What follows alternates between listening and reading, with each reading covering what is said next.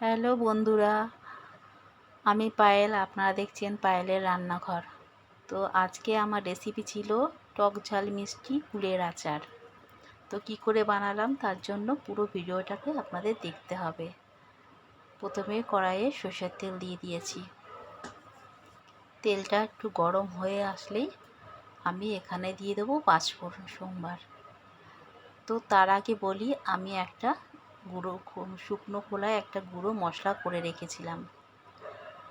সেখানে আছে জিরে, পাঁচফোড়ন, মৌরি দিয়ে একটা আমি গুঁড়ো মশলা করে রেখেছি। আর দিয়ে দিয়েছিলাম কিছুটা শুকনো লঙ্কা। সব ভেজে একটা মিক্সিতে গুঁড়ো মশলা করে রেখেছি।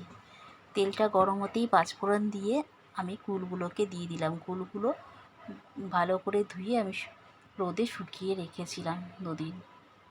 এই কুলগুলো এবার দিয়ে দিলাম। প্রায় 2 কেজির মতো কুল ছিল। যেহেতু কুলের সিজন শেষ, এরপরে কুল পাওয়া যাবে না, তাই আমি বেশ কিছুটা টোপা কুল এনে ধুয়ে রোদে শুকিয়ে আচার করে কন্টেনারেতে রেখে দেবো, কারণ সারা বছর ধরে যাতে একটু একটু করে খেতে পারি। এবার এখানে দিয়ে দিলাম সামান্য নুন। নুনটা দিয়ে ভালো করে নেড়ে ছেড়ে একটু তারপর দিয়ে দেবো আমি আখের গুড়। বেশ খানিকটা আখের গুড় দিয়ে দেবো। তো আর একটু লঙ্কার গুঁড়ো দিয়ে দিলাম। যেহেতু টক ঝাল মিষ্টি কুলের আচার হবে, তাই আমি একটু লঙ্কার গুঁড়ো দিয়ে দিয়েছি।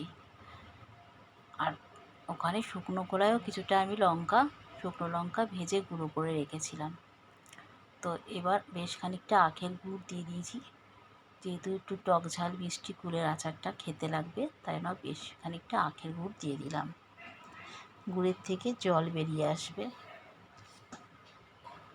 এবার ভালো করে গুড়টা গুড়ের সাথে মিশিয়ে নিয়েছি। এবারে আমি দিয়ে দেবো যে গুঁড়ো মশলাটা করে রেখেছিলাম, সেটা ওপর থেকে সব ছড়িয়ে দেবো। তো এবার গুঁড়ো মশলাটা ওপর থেকে আমি ছড়িয়ে দিলাম। দিয়ে আবার ভালো করে নেড়ে চেড়ে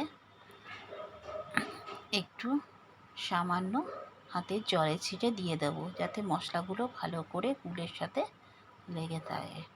তো সামান্য একটুখানি জল দিয়ে দিলাম হালকা, দিয়ে ভালো করে নেড়ে ছেড়ে নামিয়ে নেব। তো আমার কুলের আচার মোটামুটি রেডি হয়ে গেছে। তো ভালো লাগলে এইভাবে আপনারা বানিয়ে খাবেন। আর এরপরে আম উঠলে আবার আমের আচার তৈরি করে আপনাদের দেখাবো। আর আমার রান্নার ভিডিও দেখার জন্য অনুরোধ রইল। পরের রেসিপি দেখার জন্য। টাটা।